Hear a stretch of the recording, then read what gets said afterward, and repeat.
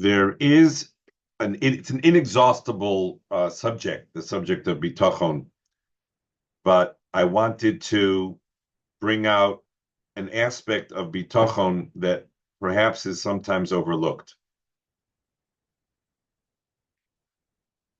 We know from what we've seen up until now that bitachon is a state of well-being, a state where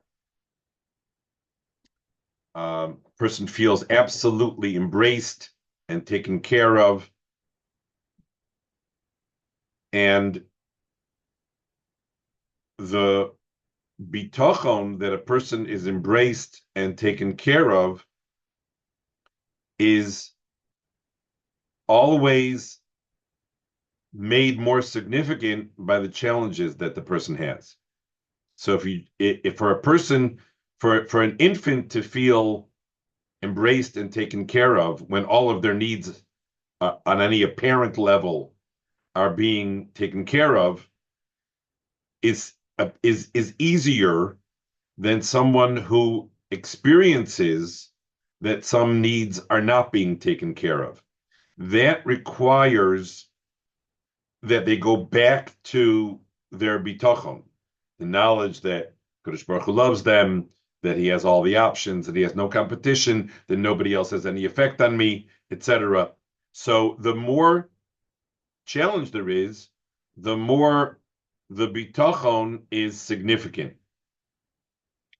Now, I want to apply that in the way I believe Rabbeinu Yonah is applying that.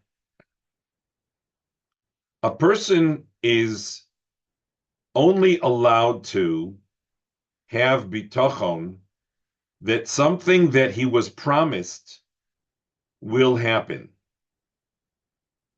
He can't have bitachon that something that he wasn't promised will happen, because who said that that is what is going to happen or what is the best for him, however the case may be.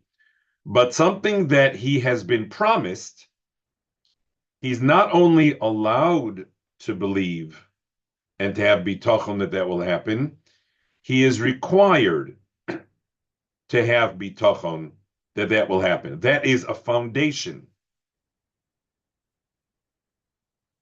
So there's two illustrations that come to mind. One, I believe that Rabbeinu Yonah is saying it explicitly, that a person has to believe that they are going to get, that there's schar that awaits them for every mitzvah, every positive thought, deed, word of Torah, that schar awaits them for everything positive that they have ever done or will ever do. That's a guarantee. So what challenges the person often is that they think that there's a guarantee of punishment for all the averos. And therefore they think that there's no room for them to have absolute confidence in the schar that awaits them for every positive deed and thought. When in reality, there's a whole system and multiple systems of tshuva, of yisurim, there's multiple systems for addressing the issue of the required correction or atonement for averos, but there is no system, unless a person chas v'sholom really goes off the deep end, there is no system for not getting schar for everything that a person does. So in fact, what emerges is that the more averos that a person has done, the more work they need to do to be boteach in that which has been guaranteed to them, since their averos inevitably are going to bring with them all sorts of corrections and yisurim in order to clear those out, their life may not reflect the reality that they need to know. They need to know that reality out of the world of Bitachon. And so the number of Averos, or the gravity of the Averos, may create an apparent reality that seems contrary to the guarantee of Sechar. And so there is more credit given for Bitachon when a person's life doesn't necessarily reflect that they're getting Schar. So that is on the personal level. You were given a guarantee that you will get Schar, eternal Schar, for every single mitzvah. That is a written guarantee. Now, that written guarantee means that you're going to need to tap into Bitachon in order to feel that sense of confidence and wow, given that my life may not reflect that, or given that I know that I have done so many averos. I want to translate that for a moment to the national level.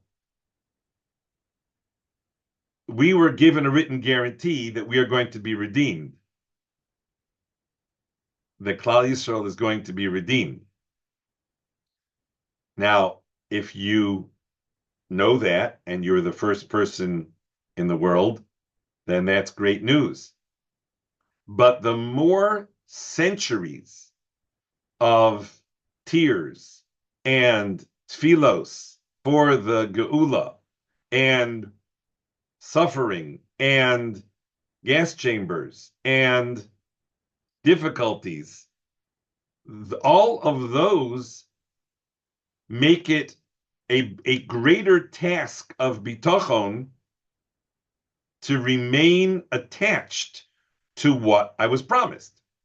And what I was promised, Hashem absolutely will make good on his promise. So that the question that we're going to be asked after 120, Tzipisa li Yeshua, did you look forward? Did you anticipate redemption, salvation?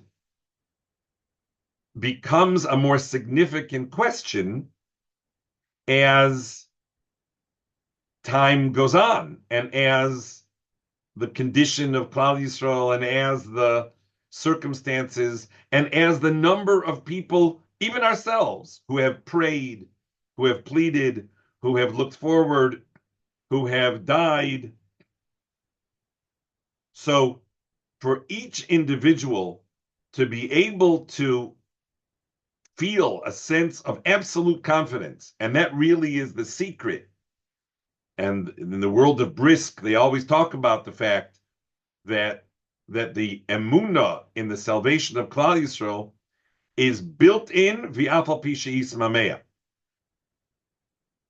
Even though there is this delay, perhaps a delay that we don't even understand, even though there's a delay, there's no v'afal pi to any of the other affirmations that we say of Ani Mamin. Ani Mamin that Hashem is Echad, and even though there are many who believe that there's more causes that affect them than the one Hashem, still I believe that Hashem is one. Hashem is one. Deal with the challenges of that based on the statement. Hashem is one. And if you think that the medicine helped, or the doctor helped, or this one hurt, or that one did, if you think so deal with it. It's not built into the affirmation. But when it comes to the affirmation of salvation, that is built in. That for a person to feel that sense of confidence, there's a wonderful Hasidic story about a person who came to an inn. I think I may have even mentioned it here in this context of a person who came to an inn and he couldn't sleep. He couldn't sleep. He was dancing. He couldn't sleep all night. The clock was keeping him up. So he asked the innkeeper in the morning where that clock came from. So he said it was a certain Jew who couldn't pay his bill. He left me this clock as a collateral that he was going to come back and pay his bill and take back the clock. So this person asked him to describe this Jew. So he described the Jew and he said, okay, I understand now. I was able to identify who this Jew was, and he understood the story. Because for most people in the world, the ticking of a clock is a very sad sound. It's of a moment lost, a moment that will never return, and a moment closer to the end of the story for the person. So it's a depressing sound. But for this owner of this clock, every moment was another moment towards what he was absolutely certain was on its way. It was a moment closer to Geula. His clock danced. That is it's a wonderful story. I have no idea if it's true. You know, these stories, as Rabbi Wein is fond of saying, my stories are all true. Not all of them happened. The story is indicative of what it means to be a Baal Bitachon. Bitachon is a sense of well-being that we talked about it being because of the 7 things that Hashem looks out for me, loves me, and there's no competition to him, and he's only doing what's best for me, the 7 conditions, and he does it even whether I'm a good boy, I'm a bad boy. But this extends it to the area of where Hashem has promised, has indicated what he's going to do. And to be able to attach ourselves to that which Hashem has promised is, first of all, a requirement, because if he promised, then we're required to know that he's going to make good on his promise, because he's a ne'eman. He is trustworthy. But the sense that with each passing year, with each passing day, perhaps, of the challenges that we face as individuals and as Klal Yisrael, going back to the 2 promises, one promise being that we will be rewarded for every single positive thing that we did and will do, and will be rewarded eternally for that, and that Klal Yisrael will be redeemed. That's the tzipisa the Yeshua. And that is meant to contribute to and be a part of the bitachon relationship that a person has with HaKadosh Baruch Hu. So when we're talking about the simcha that is meant to emerge from our bitachon, we're not only talking about the 7 conditions where we're completely taken care of because of Hashem's attention to us and his capacity and the permanence of that, but also we must include that which he has promised us. And in this case, he has promised us, I'm just focusing because of the Rabbeinu Yonah, just focusing on these 2 aspects of what he promised us, and that is that we will be redeemed, and that we as individuals will receive reward, and that can never be, that's a promise. That's a ne'eman. That's a promise. So as a person becomes more attached to the system of bitachon, that's when things start turning sweeter in their lives. I don't know if that means that everything goes well, but it means that they're connected to the bitachon system, so that when they say Shema, they are spontaneously moved to love.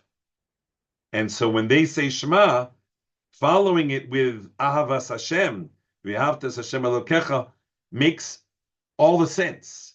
It's not just a forced response. that will increasingly become the natural response to the assertion of Hashem Echad. And so, obviously, dealing in the times that we're in, when it seems so difficult to imagine for that our redemption, and given that people are so good at knowing their averos, that they can overshadow their awareness of the eternal schar that they are getting for every mitzvah, that's just the work of the Yetzer. That's just the opponent speaking. He doesn't want us to feel so good about the reward that we're going to receive, because then we'll do more things that will bring for that reward. And he doesn't want that. So the opposing force is, oh, but look at how many Averis you've got. And we need to attach ourselves to, yeah, but I have a promise. And that promise carries me. And that promise is, in fact, what ennobles me, and it empowers me to do more and more things in order to achieve, in order to receive, in order to be able to grant Hashem, so to speak, the ability to shower me with his brachos.